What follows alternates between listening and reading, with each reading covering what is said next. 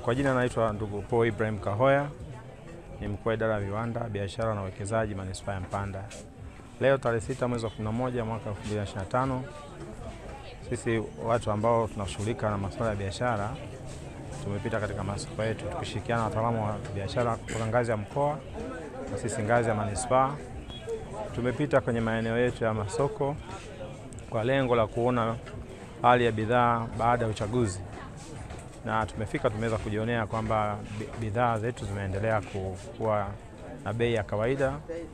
Hali ni nzuri, wafanyabiashara wamejitokeza, wanaendelea kufanya biashara zao kama kawaida, na tunamshukuru Mungu na pia tunashukuru viongozi wetu wa serikali kwa jinsi ambavyo wametoa maelekezo, kama ambavyo Mheshimiwa Rais alitoa maelekezo kwamba hali ya biashara ama hali ya jamii, wananchi waendelee kama kawaida.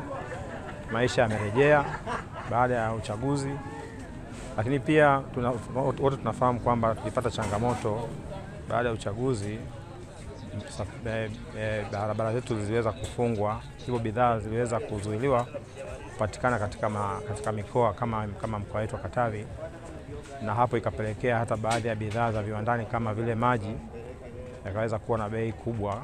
Na hapa tumebaini katika mkoa wetu wa Katavi, hasa katika masoko yetu, bidhaa ya maji imekuwa ikiuzwa kati ya shilingi 1500 maji makubwa hadi kufikia shilingi 2000, kitu ambacho jambo ambalo limekuwa likilalamikiwa na wananchi kuona kwamba hiyo bidhaa bado iko juu. Lakini hii yote ni kwa sababu kwamba baada ya malori kuzuiliwa kusafiri, bila shaka bidhaa za viwandani kama maji hayo tunayozungumza yamekuwa juu kidogo. Lakini hii hali itatengemaa kwa sababu tunafahamu kwamba sasa tayari bidhaa zimeendelea kusafirishwa, barabara zimefunguliwa. Ni imani yetu kwamba baada ya siku chache hiyo bidhaa itarudi katika hali yake ya kawaida.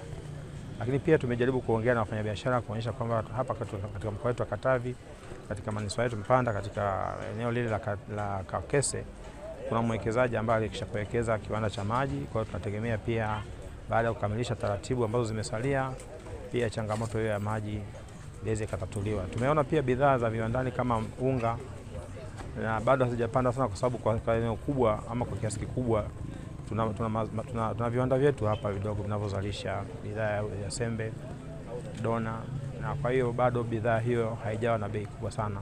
Tumeangalia pia kwa upande wa mafuta ya kupikia, inaonekana kwamba bado kuna bei imechangamka, bado iko juu kidogo, na hiyo yote ni kwa sababu hapo nyuma bidhaa hizo zilikuwa hazisafirishwi kwa sababu ya changamoto iliyojitokeza.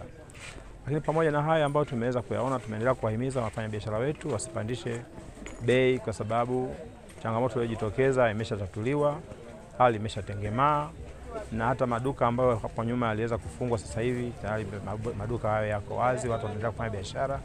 Tumeendelea kuwasihi kuendelea kuwa wazalendo na kuendelea kuweka bei zile ambazo ni za kawaida watu ili kuweza kuendelea kutoa huduma kwa wananchi wetu. Na hapa tuendelee kutoa wito kwa wafanyabiashara wazingatie maelekezo ambayo yametolewa na viongozi. Tunaendelea kukumbushia kwamba wale ambao watakiuka taratibu za kisheria zitafuatwa, ili kuhakikisha kwamba tunakumbushana hata kama ni kwa adhabu.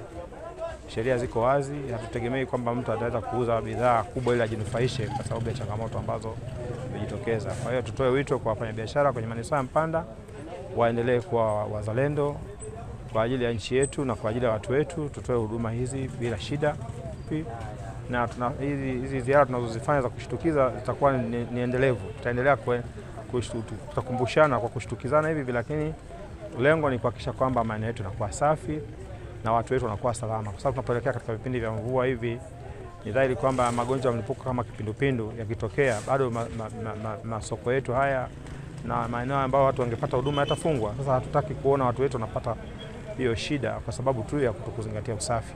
Kwa hiyo tunataka kuhimizana kabla mvua zijaanza kunyesha na hata wakati tunanyesha, maeneo yote yawe safi, mitaro izibuliwe na kusiwepo na uchafu wote unaweza kufichwa chini ya meza.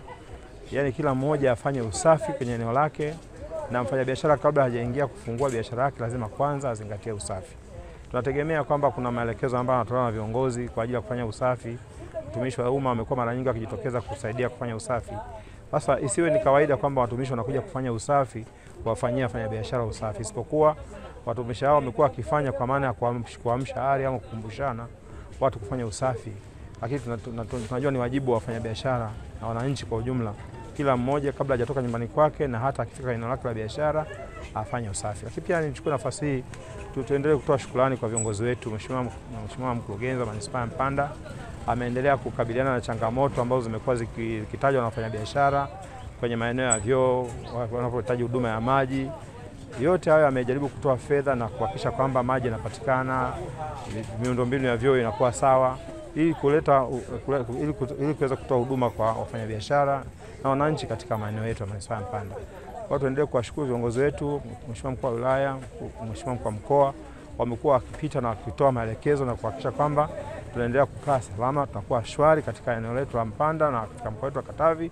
Na ni kweli maelekezo yao na maagizo yao ambayo tumekuwa tukiyatekeleza, tukiyafanyia kazi, tumeweza kuona kwamba mkoa wetu uko vizuri, wilaya yetu iko vizuri na manispaa yetu iko vizuri. Kamati ya ulinzi wa usalama wametekeleza majukumu yao, na kweli katika wilaya yetu ya Mpanda tuko salama